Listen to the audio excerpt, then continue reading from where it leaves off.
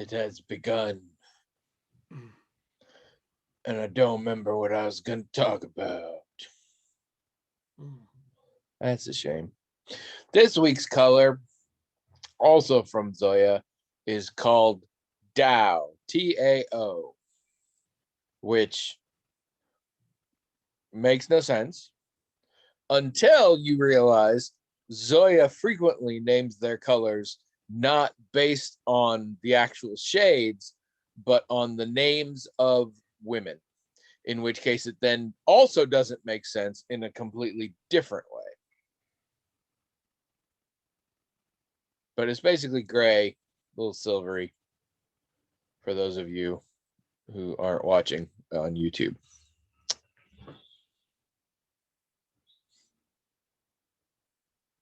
So there we go. Good show. I thought I had something interesting to talk about. I can't remember what it was then. It's probably really good. I don't know. Well, hello. Hello, everyone. Welcome to the Magical Talking Hat podcast, the only podcast in the world that probably won't be able to blame it on the internet connection this time. For those of you listening and not watching, there's not an internet lag. There's just awkward silences. I'm Tony. And I'm William, and this is episode 527, I think. All right, I take it back. There may be major internet issues. We'll have to see. Are you getting some William Anakin going on? Yes. They're at the point where it feels like it's half dramatic pacing on your part and half internet connection, but it's hard to tell. For those of you, I'm not doing anything dramatic as far as I know. Oh, you're always dramatic. William the Drama Queen is what they call him.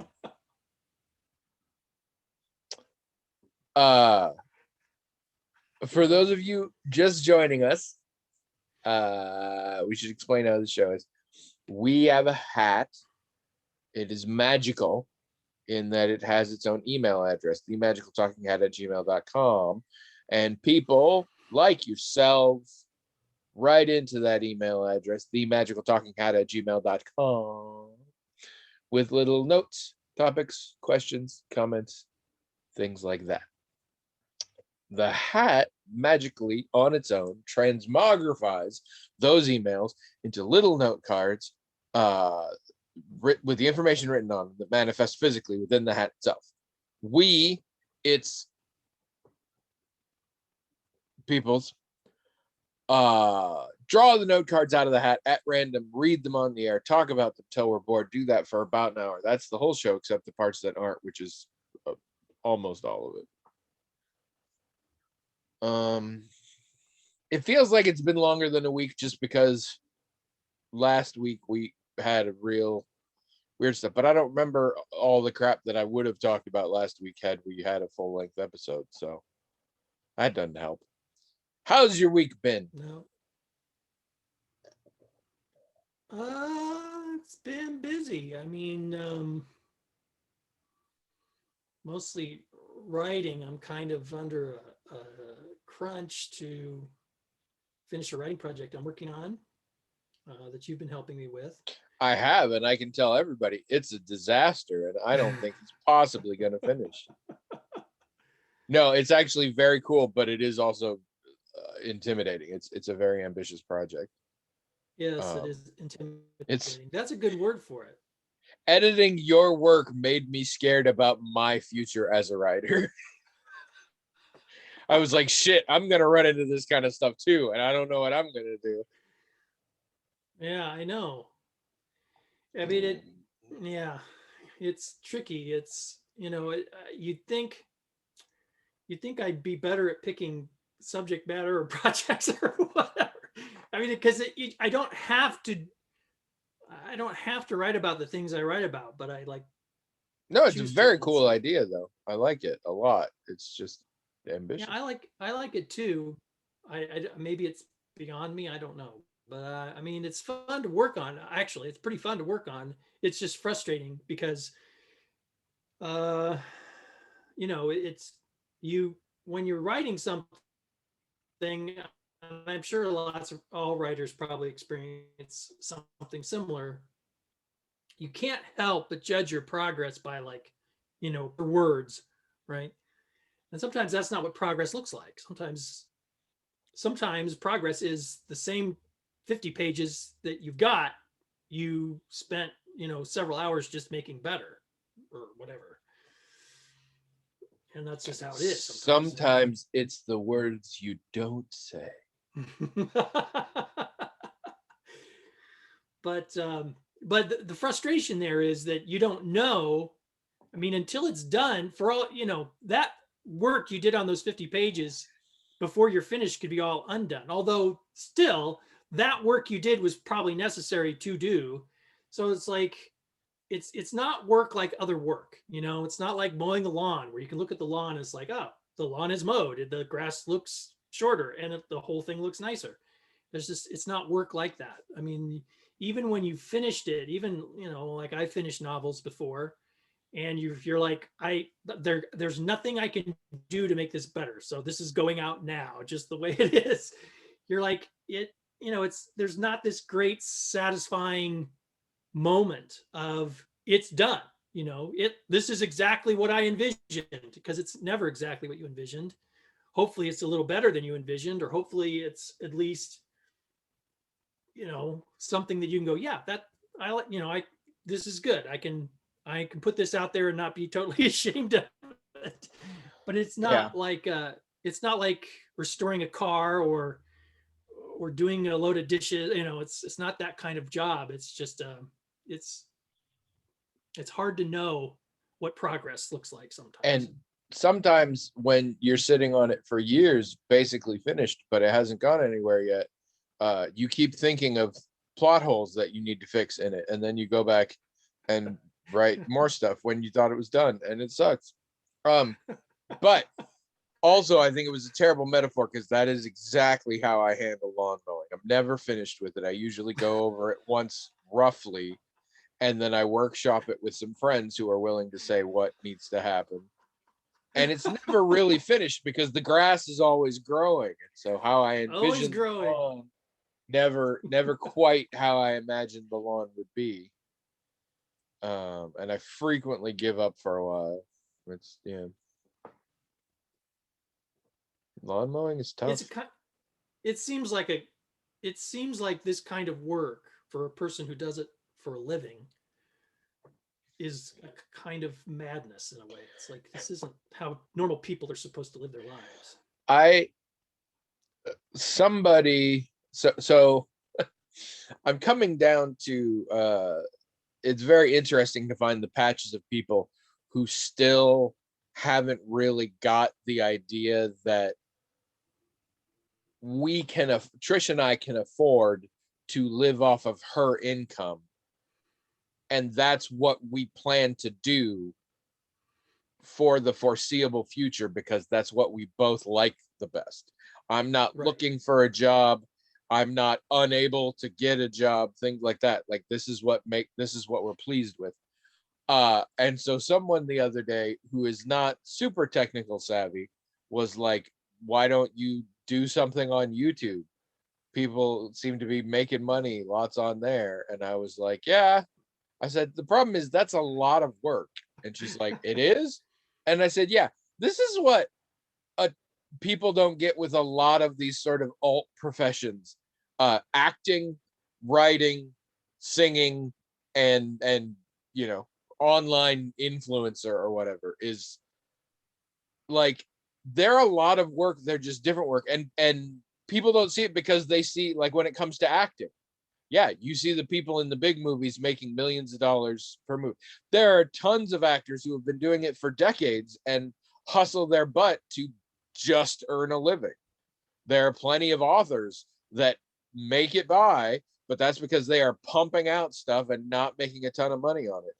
For every single successful YouTuber you see who's earning a living out there, there are thousands that are trying and don't do it. And I've known people who actually earn their living online like that. And it's frequently more work than a 9-to-5 job, because there's so much producing content constantly, handling your own sort of marketing and image all the time. And yeah, it's crazy. I would never want to do it. It sounds awful. Well, and also it's not a matter of talent either. I mean, some of the most talented actors aren't on the big screen. Oh, no, no, no, They're no, doing no, what no. you're talking about, hustling and doing stuff on stage. Singers too. I mean, some of the most talented people in the world are people nobody knows except a handful of people. It's just, yeah, it's not about talent. It's not about effort. There's luck involved. There's also persistence, and there's also and there's also, like you're saying, some people are really good at the marketing aspect of it, right? Like they're actually only marginally talented, but they're so good at finding. I mean, when you're an artist, and first of all, every artist needs an audience, full stop. I mean, that's, of course, I mean, that they go together. If you're an artist without an audience, you're not even really an artist. You're just a person that's doing, I don't know what you're doing.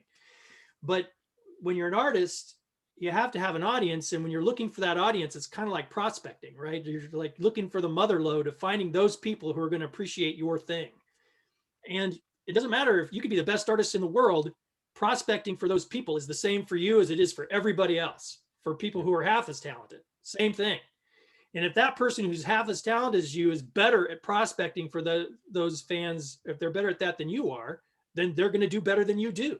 Or has the connections and or capital to hire someone else to find the audience for them, which there are people who do that professionally. Exactly.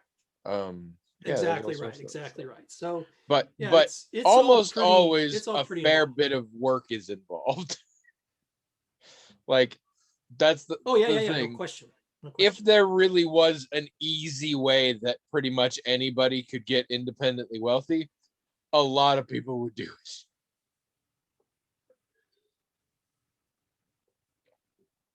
Although I hear medical record transcriptions, you can earn up to $2,000 a month working from home, setting your own hours, being your own boss. I see signs around that. I think it's awesome. I should do that.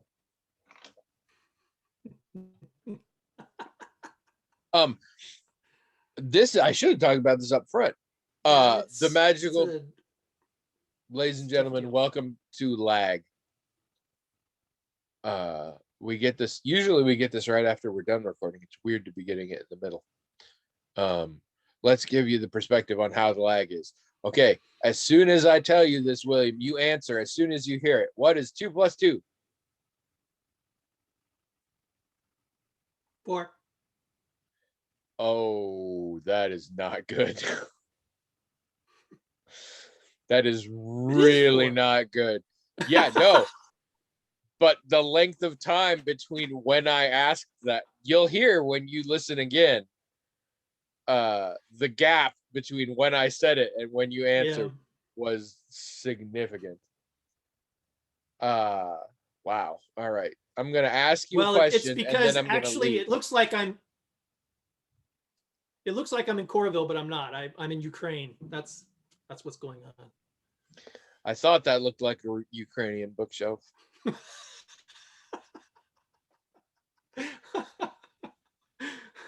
Okay, assuming you laughed at my joke, I think the lag's a little better now. I did laugh. All right, good. We're making progress. Now the Magical Talking Hat at gmail.com got an email from somebody who wants to help us become an influencer. We've made it. I was reading this. It's because you were doing your nails. Yeah, you were doing your nails while we were. It's a cosmetic tutorial now. It's a thing. Next week, contouring. Yep.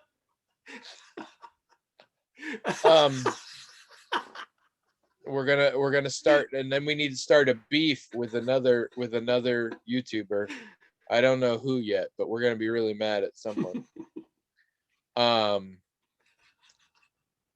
But I'm reading this thing being like, okay, this is surely a scam, and I'm trying to figure it out. And then I paused and I'm like, it doesn't really matter, because either it's a scam or it's someone who cast a very wide net. And when they find out how many actual views and listens we get, they're going to be like, never mind. This was a terrible idea. So I didn't respond, but I did save the email because that's proof that we've hit big time. Did I talk about Did I talk about finishing the Incredibles, the Irregulars? No. We finished the Irregulars. It was odd.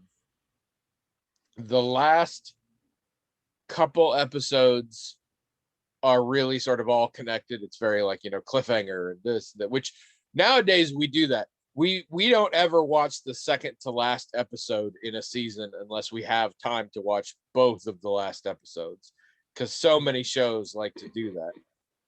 And in those last couple of episodes leading up to the climax, I was annoyed as all get out.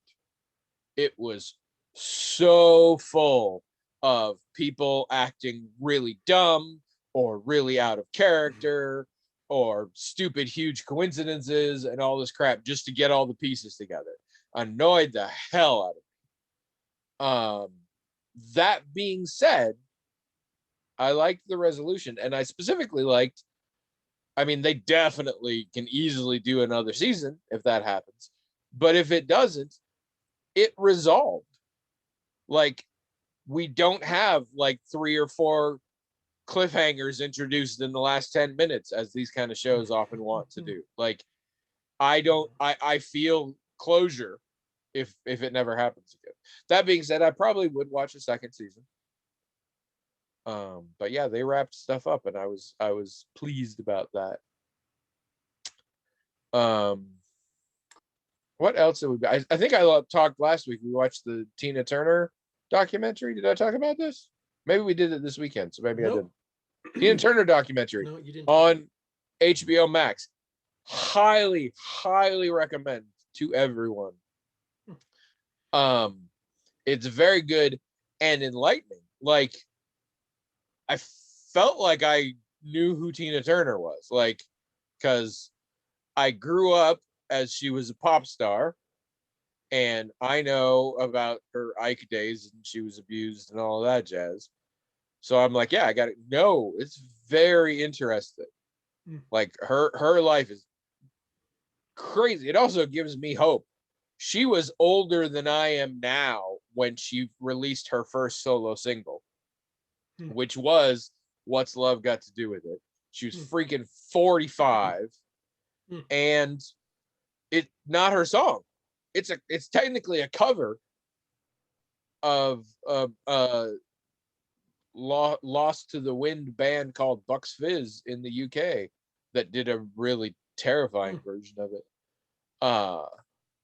So yeah, her whole history is fascinating, and her husband and everything like that. It's a very cool documentary, and I highly recommend it. So that was neat. Okay. We finished Kim's Convenience, at least so far. There's a 5th season that's out like now, but it hasn't made it to Netflix. And I still have been recommending that to everyone. It's a great show. Then the trailer for the next MCU movie, Shang-Chi and the Ten Rings, or the Legend of the Ten Rings, came out. And it's played by Simu Liu, also known as Jung Kim from Kim's Convenience. He's like the brother on Kim's Convenience. He's the son in the central family of the show. This absolutely blew our minds. We're watching, Okay. And it started. I'm like, is that Jung? She's like, I think so. And I was like, Jung can't be a superhero. He's too stupid. And then Trish was like, yeah, but he sure as hell is built like one, which is true. Jung's fucking gorgeous. But it was just so weird. I'm so happy for it. But and somebody already put a meme together that was that's basically the uh Shang-Chi poster, but in the 10 ring spots are the various other characters from Kim's Convenience. And it's pretty fun. But yeah, so I'm kind of excited about that now. Tomorrow on HBO Max is the new Mortal Kombat. I'm excited for that. Again, not gonna be good, but I am excited to watch it. Looks like it could be pretty fucking awesome. We haven't been watching a lot. I've been playing a ton of Genshin Impact. I really like that game a lot. And apparently I have tapped into the zeitgeist because apparently everybody loves it. It's very popular. That's what the kids are into these days. But it's a good game. I would recommend it to most people. It's very sort of anime vibey. Yeah, I like it. It's very cute. It's much more calming than the other, and it's got plenty of stuff to do because it's totally an MMO just without the other people around. I keep walking around town expecting to see people like jumping up and down and crap like they do in MMOs, but no, it's just me and all the NPCs.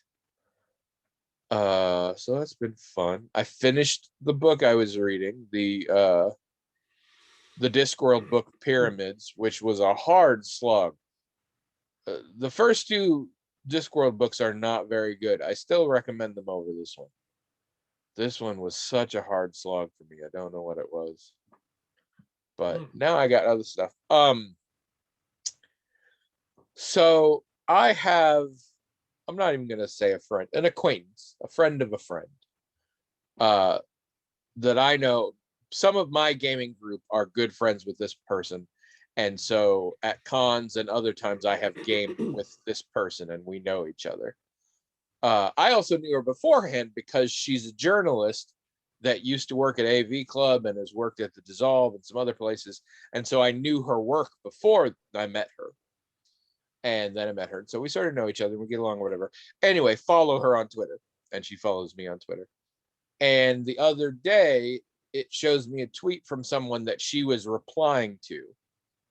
And I don't even remember what the tweet was about, but I suddenly look and it's my ex-girlfriend, specifically the first girlfriend I had in college, and consequently my first a lot of things in college. And so I'm looking her up and it has her listed as an author, which I'm like, great, because she always was wanting to do that. Whatever. Nebula, a winning author. And so I look it up, and she's like a successful author. She's done a bunch of stuff. Wow. And has like I said, has won the Nebula Award. So I was like very impressed and also feeling less adequate myself, but very impressed with her. And so I was telling my friends from the gaming group about this. They're like, "Oh yeah, we met her. We met her at WizCon. She's cool. We met her and her husband and blah blah." Blah. And this happens a lot these days. Just like weird small world. I think I've talked before about the guy I went to high school with, who it turns out knows a guy I went to college with, even though we're talking Oregon and Iowa. And in fact, he still lives in Oregon, and this guy lives in Kansas. And it's through the writing world. I apparently know a lot of writers.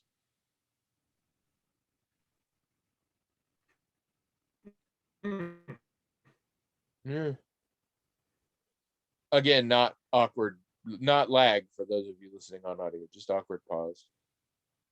William was trying to catch up and figure out what to say, and I was trying to spin it all into some joke about how I know a lot of authors, but William's not one of them, but I couldn't figure out how to do it. So got our second COVID shots. Good. We were supposed to get them on Saturday. Friday night, Hy-Vee calls me and they're like, "We've got some people canceled tonight. Could you come in tonight and then we can put other people in your spots tomorrow?" And I said, "Sure." And so I went to do that. No benefit to me, just to help out. So I don't like to throw around the word hero, but I mean, we had to pause what we were watching and go do it. But yeah, so I got that done. It knocked me out for most of Saturday. I woke up with a headache and my limbs all kind of felt like lead. And so I basically slept most of the day, but by Saturday night I was fine. Trish, as per usual, no problems at all. And apparently the Hy-Vees in town collectively did 1,000 shots that day. They are really going. When I looked earlier today, every Hy-Vee in town has open appointments. And some of them have Pfizer and Moderna both. A lot of them just have Pfizer, but some of them have both. Yeah, so it's funny because Oregon, where the rest of my family is, they've had a shortage in Oregon. Due partially, they made everybody eligible pretty early on, but also they have a bigger population than we do. But yeah, so they had kind of a shortage, and so like my mom's got both of hers now. My sister has her second one scheduled, but needed to confirm it was going to happen. She hasn't managed to set it up for her husband or her adult daughter yet. And I'm like, here, they're freaking everywhere. So that's all coming together. My other friends are getting their jabs, and we'll be on it soon.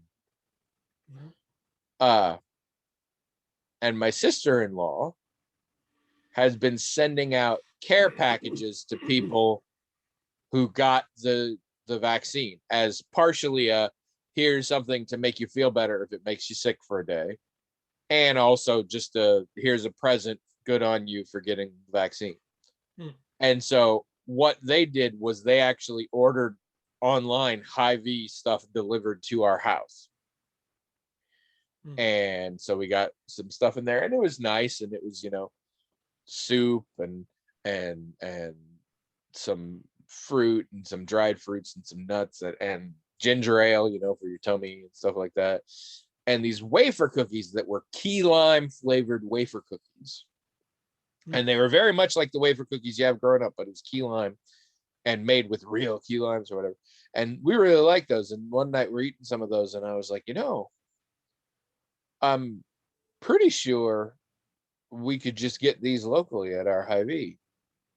And Trish was like, yeah, I mean, in theory, that's where Beth got them. And I was like, oh, yeah. And then we went on. And later that night, I told her, I was like,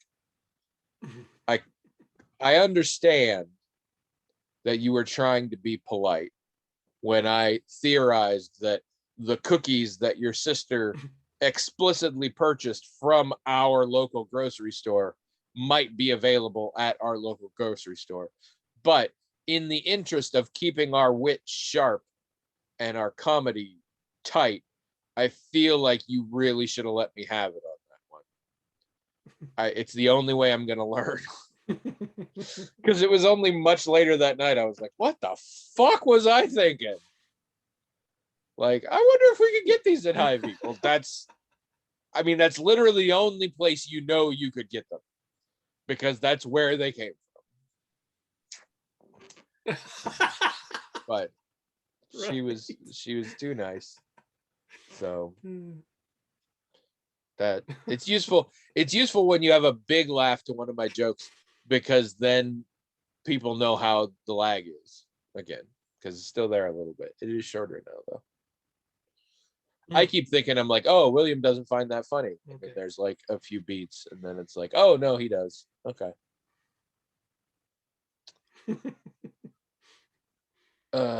Is your wife still playing Control? Yep. That's a good game. I like that game. I mean, she likes it. She enjoys playing it. I think that it's I think because I can't watch it, it's too all over the place visually. I think that she has less of an incentive to like. And he's dead now, people. I think he was gonna say she has less of an incentive to play it when, because like he's around, and so it's less of a Read all shared the experience. material and things. I just think when I'm watching her play any game, she's got more of an incentive to like read stuff she finds and you know Oh, turn it see, into because more like I'm the opposite. If Trish is watching, I won't read all the material because I feel like that part's boring for her. yeah for Abby and me. I think it's kind of a it's an interactive movie kind of thing, and so a lot of the pieces of written material that you read or whatever, it's like explaining things or it's kind of part of the story. So she'll Yeah, when I'm no, there, me she'll take the me time to too. sort of go through it and try to understand it. But if I'm not there, yeah, if I'm not there, she'll if she just wants to go in and shoot things, that's just what she'll do, and she won't worry about knowing what's going on necessarily because Yeah. I'm not there wanting to know what's going on. See, mine's exactly the opposite because Trish doesn't give a shit about that stuff. If she's watching, she's not that invested. She just wants to see me like, run around and do stuff. But if she's not there, I want to know all the details. So frequently I'll either like Yeah. do things that I know don't involve a lot of that, or if it gets saved in the system, like I can read it all later. But Right. Something in there. Oh, yeah, it's become interesting now. So Trish has little games on her tablet, and on the Switch she plays Animal Crossing. So that's part of why we haven't watched as much. Is traditionally, if we're hanging out in the family room together, we're going to watch something on TV for most of that time. But now we are both happy to spend a couple hours with her just playing on her little mobile device and me playing Genshin Impact on the big screen. So it's kind of funny. We're happy that that's a Trish thing. To me, if you're not doing something together or even talking, it doesn't really matter if you're in the same room. But in Trish's world, if you're in the same room, even if you're completely not communicating or involved in the same activity at all, you're still spending time together. So I've tried to adjust slightly to that vibe. Because sometimes it weirds me out, especially if I'm like gonna watch some weird horror movie and she's over there doing her own thing. I'm like, does this bother you? She's like, no. And it doesn't bother her, but like I keep being weirded out by the idea or trying to pick like, no, I'm not gonna watch that movie. She would really hate that. But she's not paying attention, so she doesn't care. But I'm like, then why is she in here? Why isn't she back? Like, but it's because she wants to spend time with me. I don't fully get it, but I don't have to. I hate the weather this week. It's too fucking cold. I do not like it. I don't like waking up and being cold. It's very confusing. It's sunny. It's nice. It's no like there's flowers and shit, but it's 30s. I'm like, no.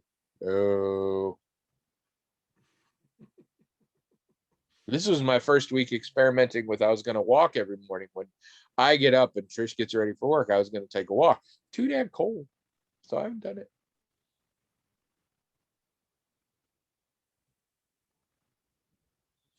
All right. We're clearly scraping the bottom of the barrel of things to talk about, so I should probably draw a thing. And I have. Thing. Good. This is from Stu, who, unlike some people who keep putting really elaborate commentary on the blog, from shows that are half a year ago without enough context for me to even know, in some cases, what they're giving an opinion about. There was one that I think he just wrote Tony's idea and then his take on it. I'm like, I don't even know what my idea was. But unlike those people, Stu is not making those comments, but still texts me about it. So I know he's fairly behind, and I kind of know where, because he's at the part where we were talking about the Foundation books, because they had that trailer for the TV show that's going to come out eventually. And we prompted him to go back and read the original trilogy. Which was really funny to me because he was surprised at how much stuff in it that was clearly swiped by George Lucas. And I was like, what? And then he was just listing off things, and I was like, oh yeah. It's like, well, I mean, nobody ever claimed George Lucas had an original idea. But yeah, I didn't know a lot of it came from. And it is weird back in those days when it's Asimov, it's like he might have stolen it from somebody else, or he might be the originator of it. You don't know. It's at that edge. You know? All right. So Stu asks, all right, we're going to try this again. What is 2 plus 3 this time?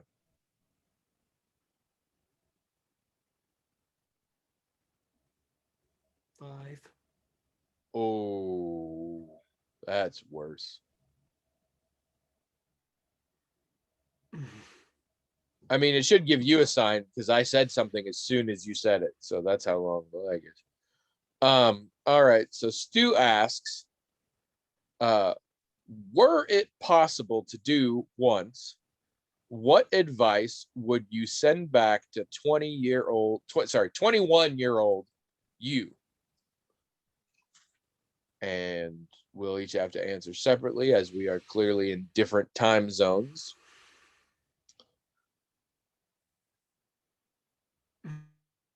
See? I don't know. You got an answer for this? I feel like I should have background music while we're waiting for the question to catch up to. I was. Uh-oh. In what? Every time I make a noise, you stop. So even if the only way to get you to answer is to say absolutely nothing for the length of the gap, which is dead air for a good chunk of time. Okay.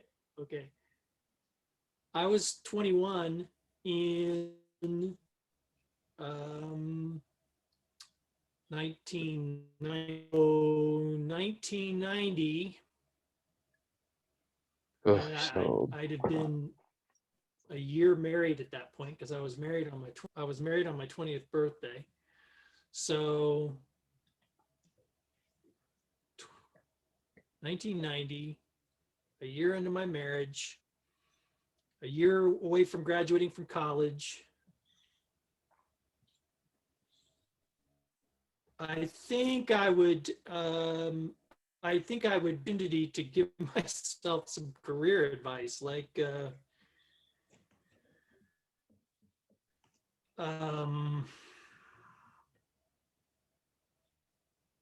maybe I would encourage me to change my major, or maybe get a different kind of degree, or make different type of contacts, or get to know a different network of people, so that I could figure out a way to go to graduate school in, say, I don't know, journalism or communications or something. Because I mean, when I look back, there are a lot of things. Okay, so this 1990 was around the time, it was actually a little bit earlier. It seems like it was earlier. Maybe this was around the time where my mentor in sociology told me that he wasn't going to be able to take me as a graduate student. And I had everything I had done in undergraduate school up to that point was anticipating that that's exactly what I would do. So I would be one of his graduate students, and I would get a master's degree and a PhD, and think that wouldn't happen. But then he told me he didn't take graduates. He hadn't taken graduate students since like the 70s or something, when he had a crop of graduate students who he thought were brilliant, but because the other professors were so against him politically speak, and I don't mean politically like Democrat or Republican, but politically in terms of the politics of the department. They were so against him politically that they denied these people their PhDs, and he was so upset and disgusted by that from that point forward he refused to take graduate students. Well, he didn't tell me that until I was like a sophomore or a junior. But so, I had no plan for what else to do with my life. So if I could say anything to myself at 21, I'd probably say, look, I know you're totally, off of your balance on this thing, but maybe that would be smart for the long run, and then you can get into graduate school in these disciplines, and that would be a good way for you to go. And being the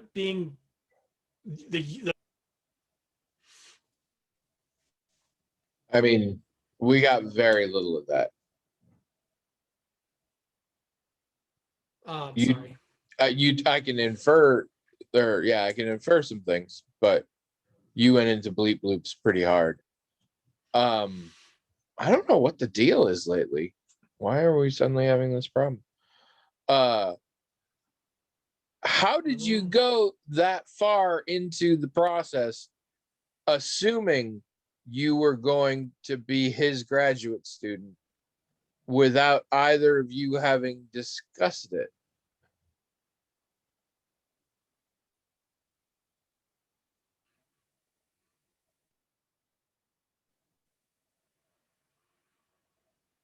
I mean, I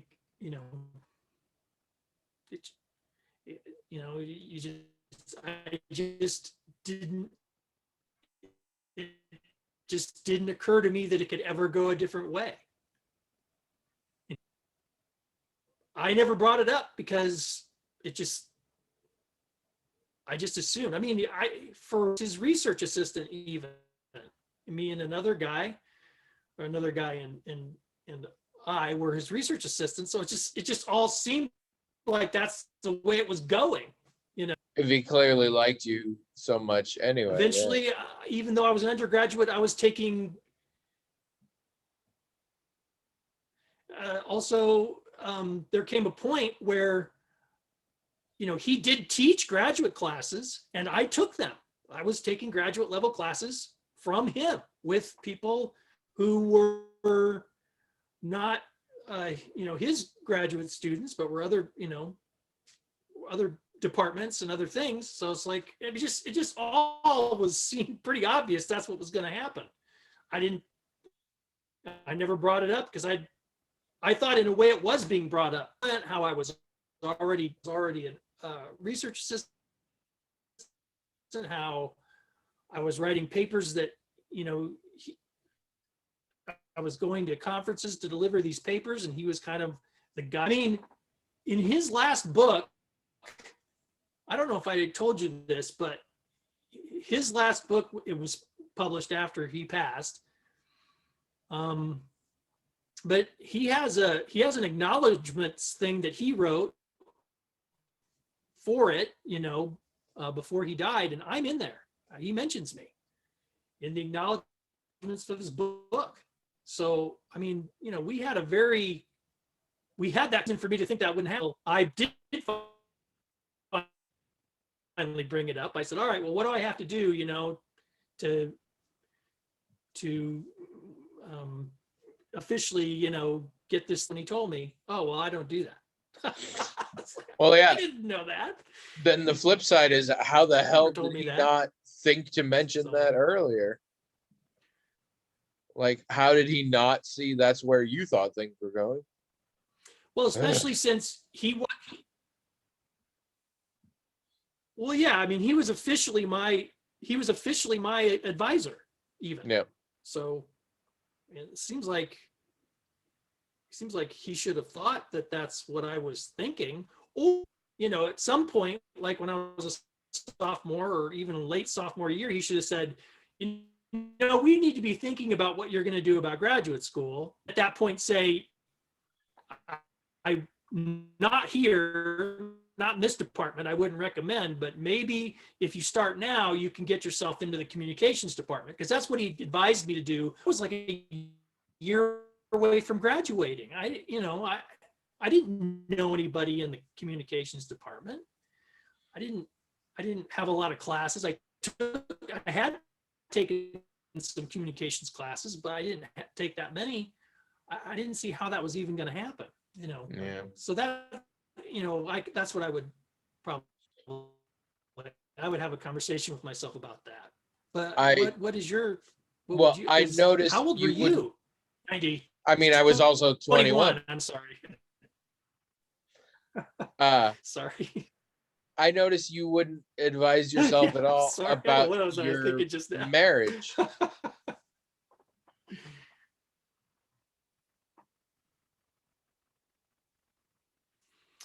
Well, the reason that I didn't, I mean, I don't think there would have been any point. I mean, I think that whole thing went the way it was going to go.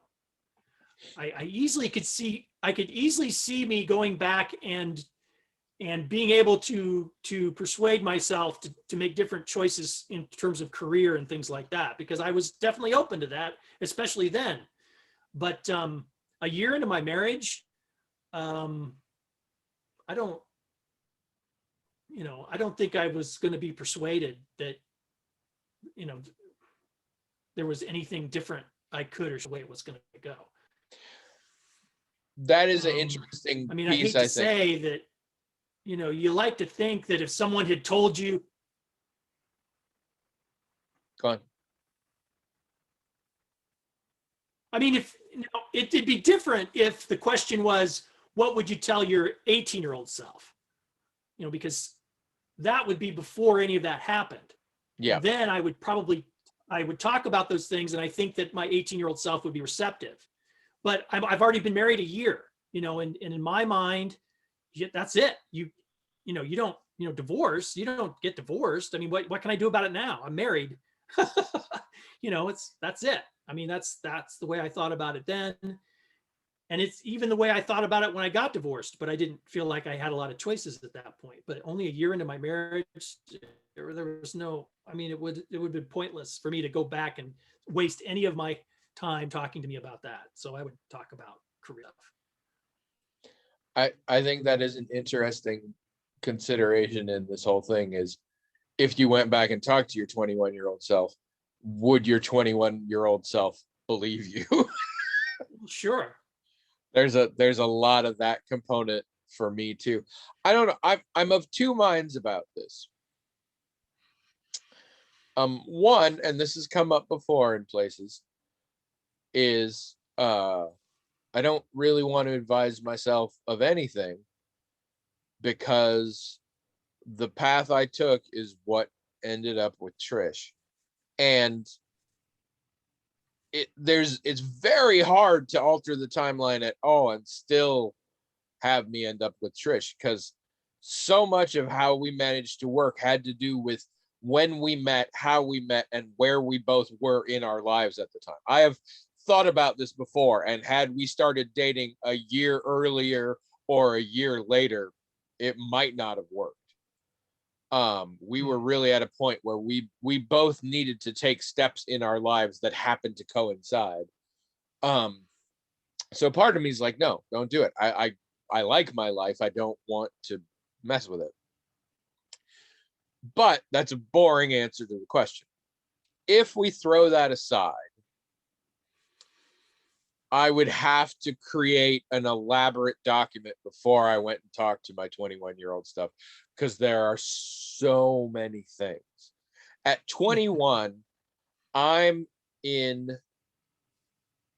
I mean, I'm in the second half of my sophomore year of college. I'm about to, oh, no, no, no, no. Yeah, no, no, I'm in the second half of my junior year in college. Um, I'm about to leave in the fall for London. I am in a very, I'm in a pretty long-term relationship with somebody. And yeah, I'm finishing up my anthropology major. It's probably a little late to get me on a different major track. I probably would switch things around so that I still could have managed my gender and women's studies minor. There was some confusion about the classes I was taking in London and whether they qualified toward my major that caused me to have to change plans, and I had to not finish uh, that minor basically, and I think that would be useful. I made a lot of mistakes with people in those later years. I would advise myself on a lot of things involving who I hooked up with and who I had relationships with. Handling, I still shouldn't have married the woman I was in a long-term relationship with, but there would have been much better ways to end that. It blew up in a way I was not happy about. I definitely would have advised myself to be more involved and active in London. I had a great time in London, but I could have done so much more. I spent a lot of time just hanging out in my flat, smoking hash and watching TV, which was fun. Don't get me wrong, but yeah, could have done more. I probably would have tried to light a fire under myself to be more physically active back then. Um, yeah, things like that. Hitch your star to Kumail Nanjiani. I mean, he was right there. I could have buddied up to him. Could have moved with him to, I think Chicago is where he went first. Followed him, tried my own stand-up career. That could have been interesting. And then, of course, just basics. Here's some stocks you might want to invest in, things like that. I could tell myself which landlords were bad, which ones weren't. Things like that. Yeah, I mean, there's a lot of stuff. 21 is a tricky one though, because yeah, a lot of stuff is decided. If you had sent me back a year before, a whole bunch of shit I did in college that I wish I could have solved. If you'd sent me back a year before that, even more things, like so much, and missed opportunities and all sorts of stuff. I might have gone for a whole different major. Oh yeah. Don't get me wrong, I am very happy with my anthropology degree. It has served me well on a personal level, on an economic level, and professional level, not at all. So I also could have. I mean, yeah, I made some terrible mistakes in college. I could have fixed. There's a lot of stuff there, but the problem is, yeah, I like my life, so I probably wouldn't mess with it. Sorry, Stu, that's probably not as fun an answer, but at least we didn't steal it from Asimov. If I could choose where to go back, well, first of all, it's kind of like you said. Um, you don't know if you go back what parts of your life you like that you're going to mess up. So don't go back. But that's, like you say, that's a boring answer. So if I could choose to go back, and if I thought I could fix only the bad things and leave and leave all the good things where they are, I would have to go clear back probably to like 1984, summer of 84 probably, and have a long talk with that guy and say, because I remember back then what my plans were. And I remember how it only a few months later, I was already screwing them up. So, I would probably go back and tell that kid, you've got these plans. They're good plans. You don't know this yet, but just in a few months, you're going to screw them up. And this is why. I figured out why you did that. And I really hope you don't do it this time, because, but like you said, if I didn't do those things, then I wouldn't have done other things and other things and other things. And then a lot of, yeah, maybe a lot of bad things that I deeply regret wouldn't have happened, so that apart. So. Yeah. I would like the opportunity to catch myself somewhere in my mid-teens and just educate myself on some fucked up views I have. Because as I've talked before, it was before the internet, so a lot of this didn't happen. But I had a lot of fucked up sort of misogynist views, even while embracing feminist ideals later in college. I was the lonely guy who thought if he was nice enough he deserved a sex reward, that kind of thing. And I want to go back and explain that to myself to avoid terrible things I did. But I also feel like I would have so much better friendships and relationships with people if I just knew this stuff beforehand, and like better ways to treat people and things like that. People, because I had a lot of friends in college. I also had a reputation. It always throws people now, especially. Oh, that's the thing too. I would advise myself to get on meds faster because that made a huge difference. But I was kind of the bad boy in college, which was super weird because I was exactly not that before college. I was the nice nerdy one. But yeah, in college I became kind of the dangerous one in some ways, which attracted some people in that way, but never was a good idea. And was never something that I like planned. It just happened that way. So I think it would be interesting to early on be like, you've got some issues that we should discuss.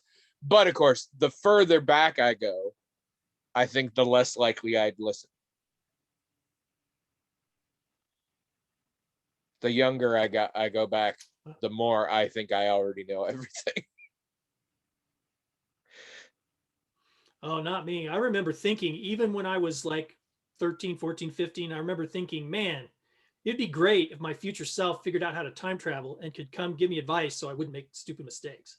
I totally thought that. And I was always talking to my parents or adults or anyone I could who could maybe warn me about the things that I could avoid because I knew I didn't know anything. Oh I mean, no, that's one thing that I've always. At 15, I knew everything. And every mistake that happened was the outside world. I've never. They were all wrong. I knew. I've always been the type of person that, I mean, even when I do know something, I don't think I know anything. I was gonna say you're still like this I've now. always thought. You're still hoping. You're hoping That's 70-year-old William will come back now and tell you what to do. I am. If anyone's ever read my photo webcomic Stuck, I think the character that I most like is Ninja. Of course. Because, yeah, what do you mean the character that you're most totally like? Me. Ninja's you. Yeah, Ninja's just you. That is obvious from comic one. Like, sorry. Yeah. Did that take you time to figure out? Those of us who read it knew immediately. Nope. I knew that was my POV character the whole time. Good. So did we. Not that I knew how the whole thing was going to go. I didn't necessarily know how the whole comic was going to go when I started, but I knew archetype can write as an archetype. But Ninja was like, yeah, this is totally how I feel and have felt 100% my life. So. Yeah, if you guys haven't gone checked it out, go to Atheist Theater and read the comic Stuck. It is a really good comic. And it's complete. So you can do the whole thing. All right, that's enough. I want to go make lunch because we're doing this surprisingly early and it's past lunchtime now.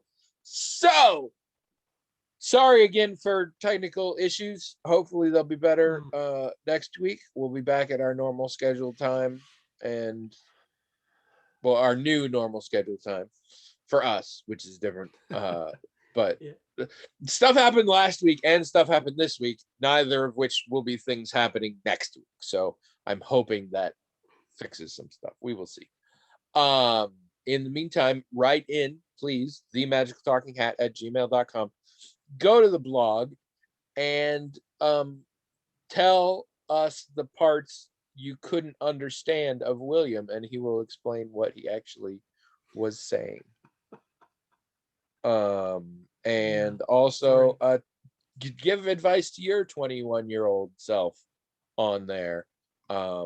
Stock tips, lottery numbers, things like that. That would be handy. And I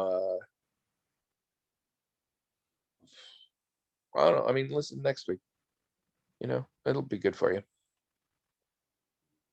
And pause.